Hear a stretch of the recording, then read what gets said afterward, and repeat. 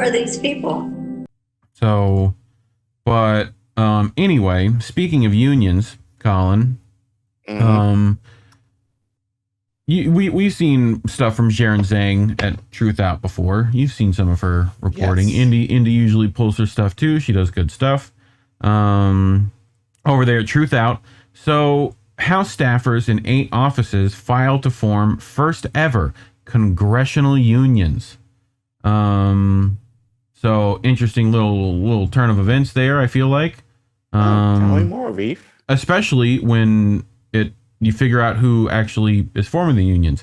So congressional staffers working in 8 House offices have filed petitions to form Congress's first ever unions after being granted the right to do so in the spring. So House reps voted to allow their staffers to unionize in a party line vote of 217 to 202 in May. The resolution, introduced by Rep. Andy Levin over in Detroit, right? No, Michigan. I think it is. But anyway, activated decades-old legislation that allowed workers to unionize, but that required a separate vote explicitly endorsing the practice. After the legislation was published in the Congressional Record, there was a 60-day probationary period, which the Congressional Worker Union said ended on Monday, meaning that the workers are now free to unionize office by office. Right, so they're going to have to hold votes again, essentially. So July 18th will go down as a historic day for congressional staff and our democracy, marking the day our protected rights to organize and bargain collectively go into full effect, the union wrote in a statement. After several months of organizing to establish these protections for House staff, we joined 85 congressional workers in taking the next step in our organizing drive by filing for a union election in 8 offices in the U.S. House of Representatives. All 8 of the offices that are now petitioning to unionize belong to Dems.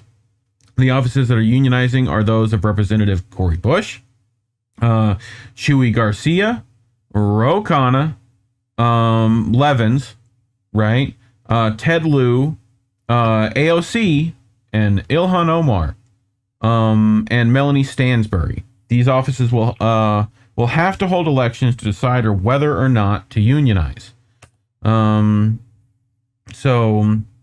Zhang writes, from Amazon and Starbucks to the halls of Congress to state legislators across our country, every worker deserves the protected right of freedom of association, joining together with their colleagues in solidarity to organize and bargain collectively for a better workplace, the union said on Monday.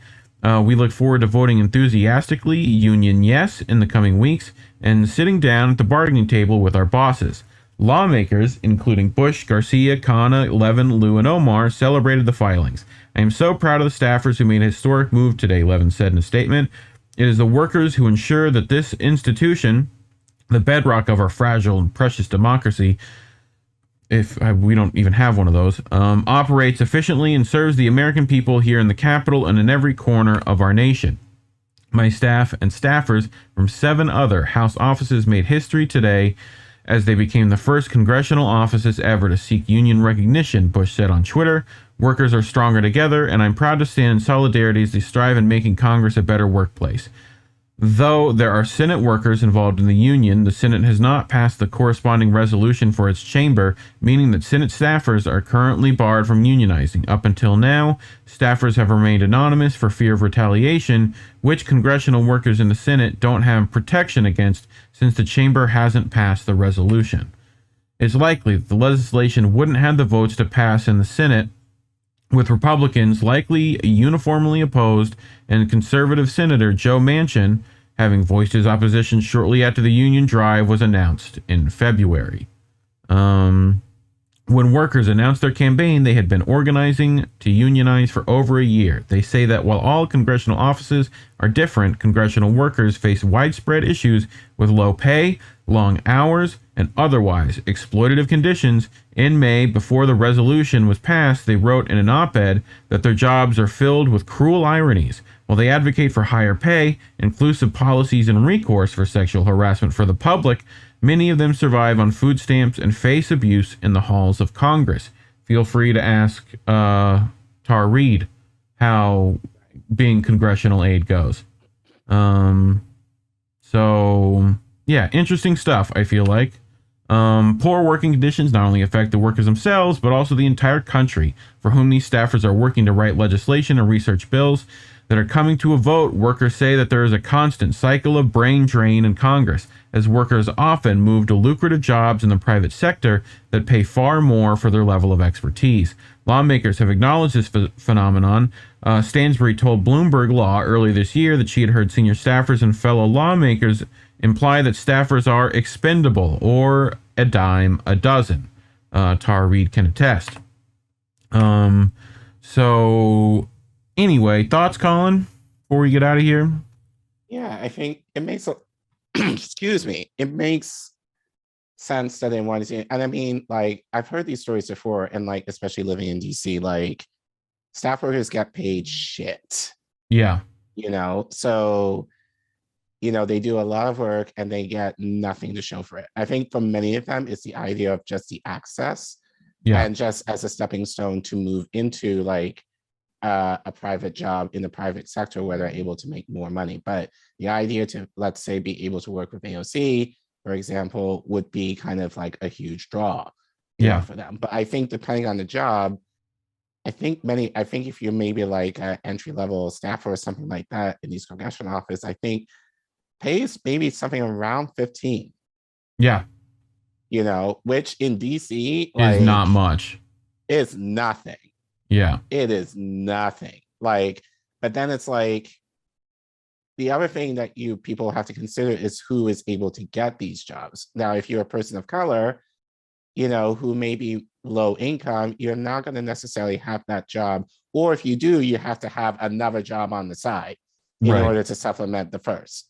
Yeah. So I think overall, I think it's a good thing that they're looking to unionize. I hope, I hope it goes well. But, but I think it just kind of shows, I think, the irony in government where, like, even for Congress people, like their pay is what, around, I'll say under 200,000 K, but they get to make a lot more through whatever deals they get, or through certain deals, like through fundraising deals that they might get as well, that they're able to boost their salaries a little bit.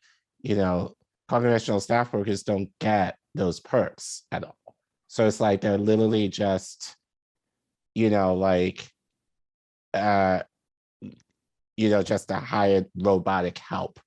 And basically, like, if they leave, then like people will very easily, take their place just to say that they worked, in the halls of Congress, So we'll see how this goes. And I think we definitely will have to look at this story a lot closer, moving forward. But, I mean, it just goes on par for the course, that even on government, that our workers are paid shit.